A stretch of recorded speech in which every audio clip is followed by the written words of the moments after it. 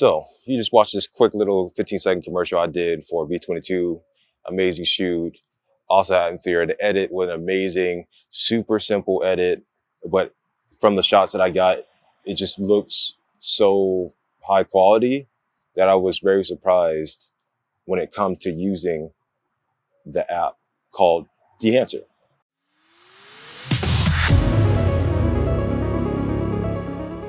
So those of you who don't know, Dehancer is an app that, or I should say plugin that you can put into, it has Photoshop, Davinci Resolve, Premiere, Final Cut, like I think it's on every single platform you can actually use this app on. Even your phone you can actually use as well.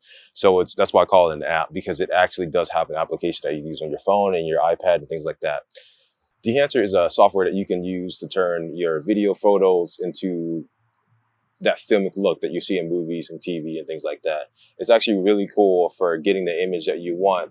For example, something like the Joker, you can achieve the image similar to that in just a couple different nodes in DaVinci, or, a couple different adjustment layers in Premiere Pro. Along with the commercial, I edited a short film and one other small project that I did with Dehancer, just to show you guys what it can accomplish in terms of getting a look and feel that you want for your videos. I'm no pro colorist. I've only been editing and started color grading literally a couple months ago.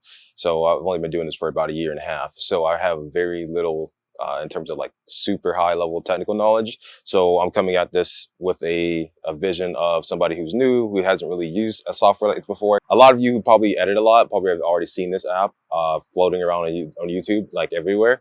It's a very popular one. It is not the most expensive one, and I think it's kind of like middle of the line in terms of expensiveness, but it still gives you a lot of qualities that even some of the higher end ones don't have separated out. Dehancer's been around for a while, and a lot of people have done reviews and technical tutorials about it. So I don't want to go into that regard. I kind of want to show you from a new editor, colorist perspective on what it actually can do for you in terms of like, is it worth the money to spend? I think it's $490 for the Pro and like $140 for a 3-month subscription. So let's get into it. I should also add in a little disclaimer that they did reach out to me to do a review/tutorial. And I'm not any big YouTuber. They just happened to come up on my channel and see some of the videos I've done before. And so I was like, why not?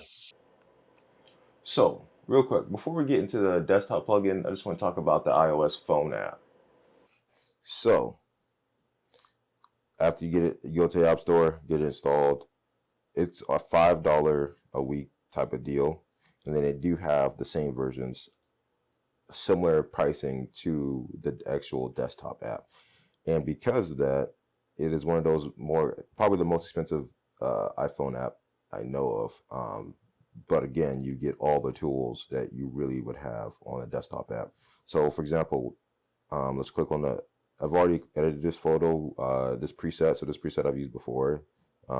It's like a Kodak Vision 3 one. Boom, super simple. Click on it. If you want to edit it and change it, you change pretty much everything you can do on a desktop app, you can do in here. So vignette, highlightation, bloom, like it's compression, developer. You have like I don't know, absorbent amount of, like if I go to just even color negatives for photos, like you have so many choices to choose from. Really don't, you have to do research to figure out which film you would actually like to use. The one thing I will say about the video part of it, so if I go over to that one, I wish you could edit in here. That would make this app like super perfect, is if you could actually go in and you could edit as well as color grade. The only thing is you can only color grade, so like you would have to color grade clip by clip and then bring it into whatever video editing software you want to actually get it used. But as far as like using the app, like it is one of those ones where you see like damages and film stretch. I kind of added this one. It's also very dark, but you can go in and change like all that madness. Okay, now we'll hop into Davinci Resolve and talk about the plugin. Psst, I have a secret. You can get 10% off Dehancer by using my promo code Wanderer. It works on everything except for the iOS app subscription. Good luck. couple things before I jump into DaVinci and show you the actual plugin. I did run out of time on the trial that they gave us, so I have this big logo in it now until I actually finished the video and purchase it myself, or if they give a copy to me. And then the computer, the one thing I noticed about the computer I'm using on my desktop, I have a 3070 NVIDIA GPU, and on my MacBook M3 Pro, it did have a little bit more time struggle. So I did have to lower the quality and make like proxies to get it to play better on my MacBook, because I think the GPU on the MacBook is tied into like the RAM and GPU. So it doesn't actually, it's not a dedicated GPU. So I think those of you who use desktop, or if you don't have the highest tier, MacBook Pro or whoever else, you might have a harder time running it. But it's just something to know. You can obviously, there's multiple ways you can get around that through caching clips and things like that. And yeah.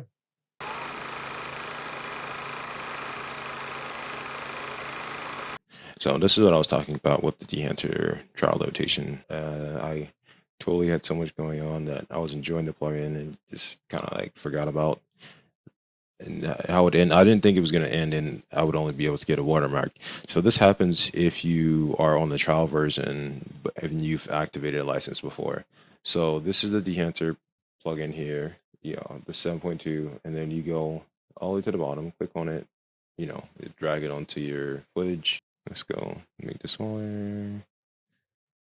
Let's get rid of this for 1 second. So I actually got this note tree from Darren Moston, super basic one that actually allows you to go back in later, clip the clip, and you can kind of copy and paste some of your settings and then readjust each one. So basically, I put this at the Dehancer plugin at the end of the clip, right before we export. The simple breakdown of this node tree is it goes from whatever your camera setting is. It goes from so Z log is slightly different. So I have a Z log to 709, and then I go to a CST from that, and then a CST for that 709 space to DaVinci Wide Gambit, and then at the very end, DaVinci Wide Gamut to Rec 709 to export. Rec 709 is just the basic color space that a lot of computers and phones and everything like that use. It's like compressed. It's not like DaVinci Wide Gamut, which gives you more range in terms of like the actual overall footage grading experience. All I did on these node trees, so I'll activate them one at a time here. So the first thing is the Rec 79, and then from Rec 79 I go into Rec 79 to DaVinci Wide Gamut to just make sure I get my color space back, and then over here, like I said at the very end, Rec 79 DaVinci Wide Gamut back to Rec 79, and then I go fix the balance and exposure here. You just brighten it up and corrected the white balance a little bit here, and then second one is contrast. So just brought in a little bit more contrast to get that same image I wanted.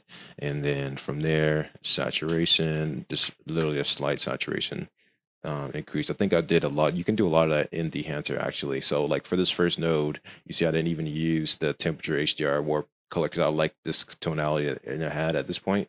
So if I reintroduce Dehancer, you can see how it brightened up the image and everything. So what I did in Dehancer for this clip, so the first thing is you take the source, DaVinci Wide Gamut Intermediate, and then I just kind of brighten the exposure here. This is the technical window for it. So it's like if your clip is over and underexposed, you can do it here. There is other ways to kind of mess with your exposure down here. So I brightened it up even more in this one. So this kind of just gives you a different tonality overall whenever you use this as your way to brighten it. It just gives it a different feel to like the shadows and the highlights. I pulled it down here too, so it's kind of weird. I like lifted it up, and then I was like, okay, that's good brightness, and then I kind of lifted it down in the film emulation part of it. So I used Kodak Vision 3 2050T because it was kind of like sunset vibe. It wasn't like too hot outside, and then I brought it down another stop about a stop to just give it some more shadows in it. This is basically the two things you do when you first get into it. Is like you go into DaVinci White Gamut Intermediate and say, hey, okay, this is what I want to do. It's my camera or whatever source material that's coming in, and then you go to print and then do this because, like you see, like it changes it pretty drastically depending on what finish you have. So this one just 2383 print film and then Kodak Vision pulled down a little bit to give it. I think it does like different color temperatures. The film does whenever you make it lower or higher. And then I added 6.5 mid grain because I like the bigger format, and then a little bit of halation and bloom. So these are the two effects that are really good to have in this that you can't have control over when you use a the inbuilt plugin for Davinci Resolve, the codec. So like in their LUTs, in Davinci's LUTs here, let me see.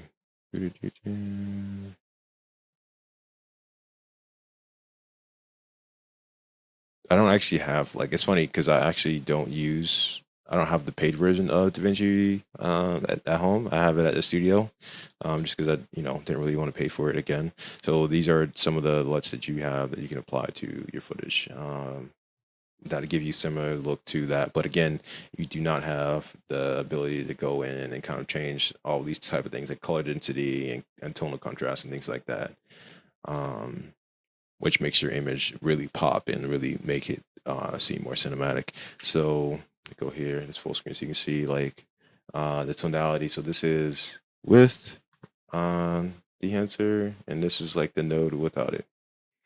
With it, without it, this is like the Rex 709, not color adjusted or color corrected or anything like that. But you see how like the everything changes as soon as you put that dehancer lock on there. Like the tonal contrast, I do have a range limiter on, I believe. Yeah, so I have the analog range limiter, so the highlights and shadows are all kind of compressed together in a really filmic manner, and not blown out to more digital image like kind of like this. But this image looks good too. I mean, that's the biggest thing is starting with like an image that you like exposure where you're really good, and then when you add the secret sauce that is the answer, like it really just makes your image pop. And I'll show you another clip.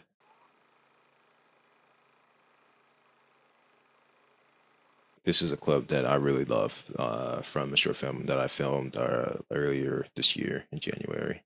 It's going to be coming out soon. Check out for that. I think we're releasing it the 20th of this month. So it's just, kind of the same note tree. So let me deactivate everything and activate one by one. So again, coming in, I have a CST to, this was shot in Nikon 10-bit ProRes to the Ninja 5. So activating this one, I just go from that to DaVinci Wide Gambit, and then at the very end, I turned it back into Rec 709 image. And then out for the Dehancer on this one though, I actually made a compound node with Dehancer and CineLog in it, because this is what I first tried actually before the previous clip. I actually colored this section first, this video I should say. So you can see here, going from that to Dehancer, it's still disabled. So enabling that, boom, it adds this like, kind of what Dehancer does.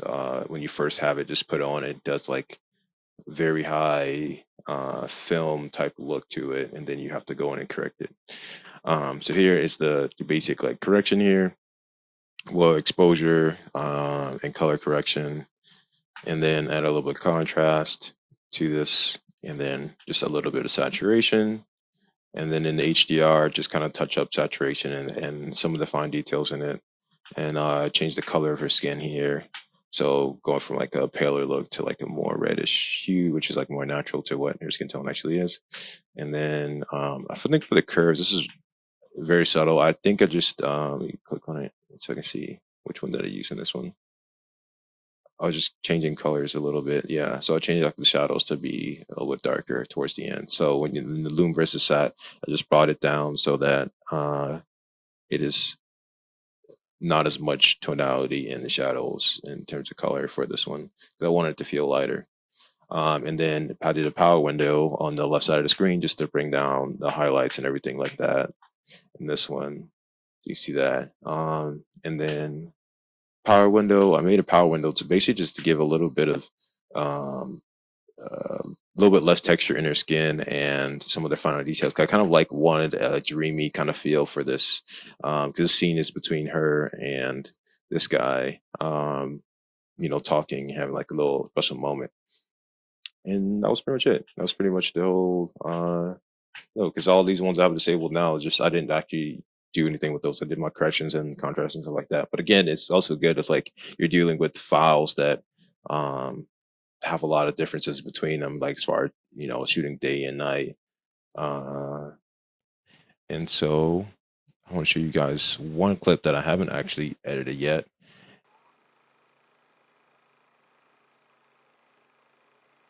This is a clip I shot earlier that I actually haven't edited at all. I'm just gonna do it with you guys to show you know how you can use the app plugin. So all I've done so far in this one is going from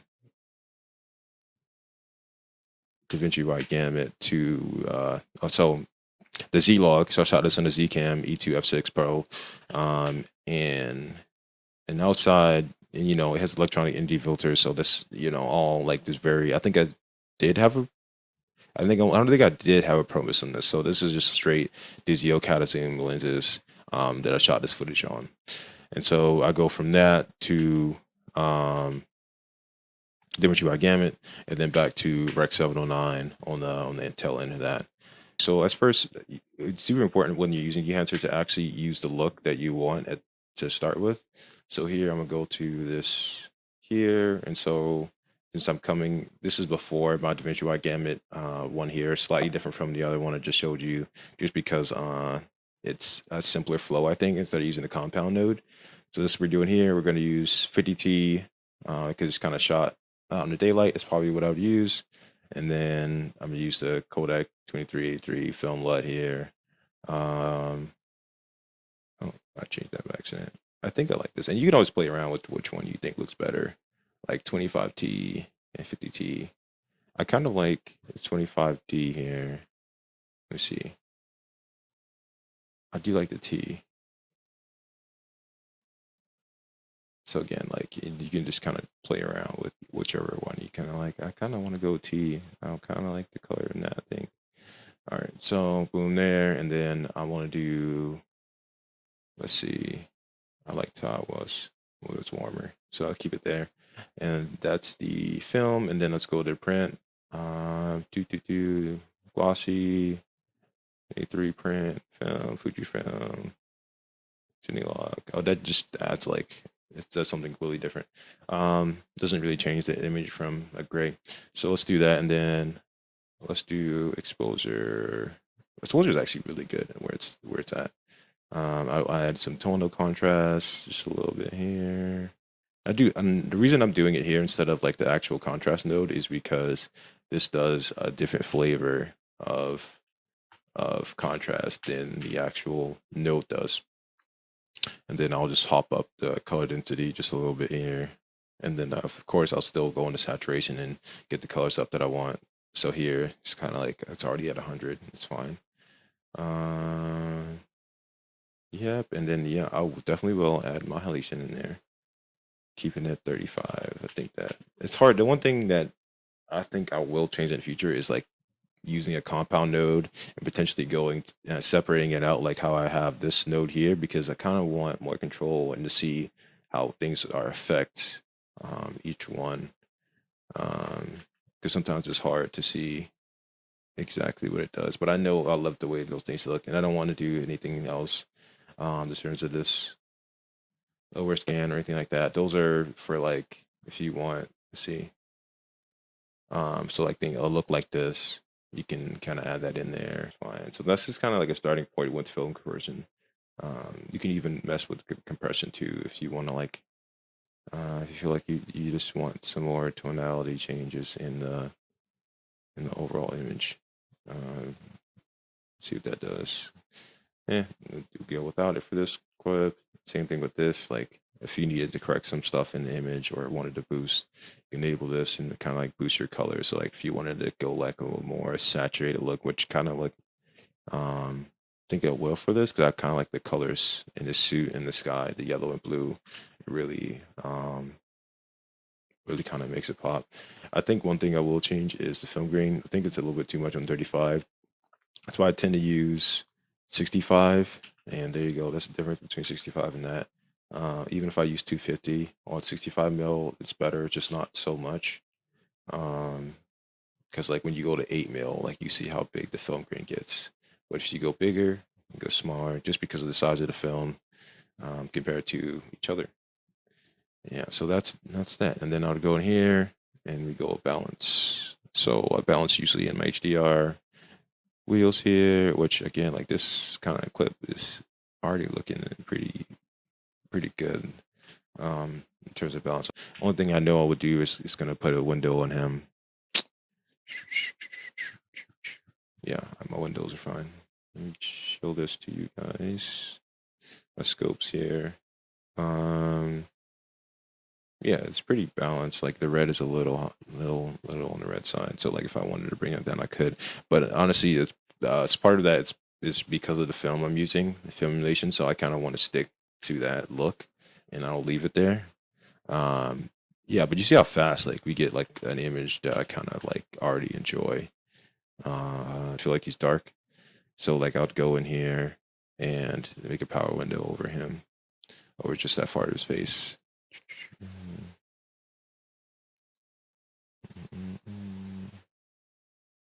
Let's go like this, bring this down here, make it a little smaller, just a little smaller here.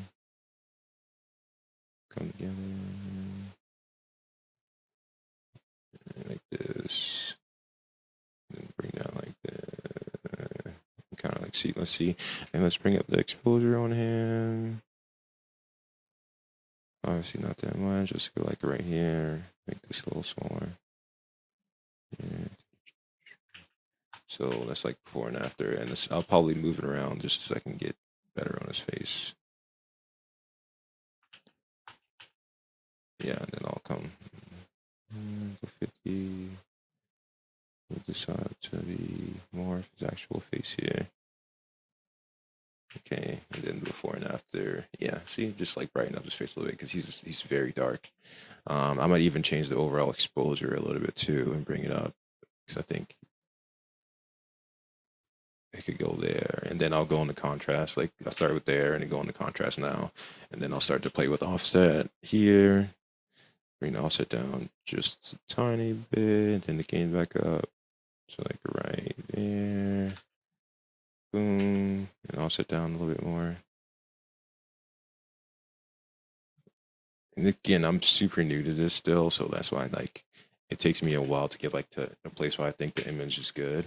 But yeah, that brightness face is good, and it's overall pretty good. I think overall it might be still dark, but for what you would want, so you'd probably go into like now go into HDR and bring up the some of the highlights in this to try to like give it some brightness back, like to what it should be.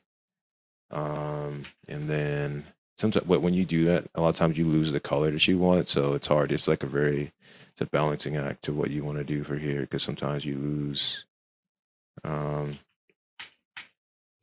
the tonality and the colors whenever you mess with it too much. So that's what the curves come in handy. We go here. I'm just gonna activate default anchors and kind of play with this a little bit and see before and after of that one. I like it. I think it does enough to like bring it down. I maybe bring this down a little bit more. Yeah. And boom. Boom. That's kind of like a quick look at finishing look, and then we'll go node by node. So again, changing it from Zlog to Rec 709, then back into Davinci Wide Gamut, so you have more flexibility in your colors. And then at the very end, Davinci Wide Gamut to Rec 709, then balancing contrast. Oh, sorry, before I do that, and then Dehancer, so you can see what the look is going to look like at the end. And then we do balancing contrast, and then contrast more. I should say balancing exposure. And then HDR, just to continue to brighten up parts of the image that you want and give it more contrast. And again, a little touch on the curves, the same thing, just to overall make sure the image sits where you want it to be. Brighten his face up a little bit, and that's pretty much it. Yeah. Yeah. And then overall, let's do beginning. So let's go here, and this is end, beginning, and just real quick, I want to show you a second version where it's just like rec 7.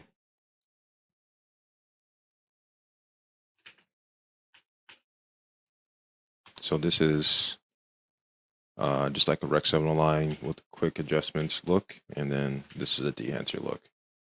So Dehancer, like rec 709 footage. So you can see like the tonality and the blues and the color and the shades just look. This is why people like to shoot on film. You know, big DPs and directors. It's because like you get this look. Stunning.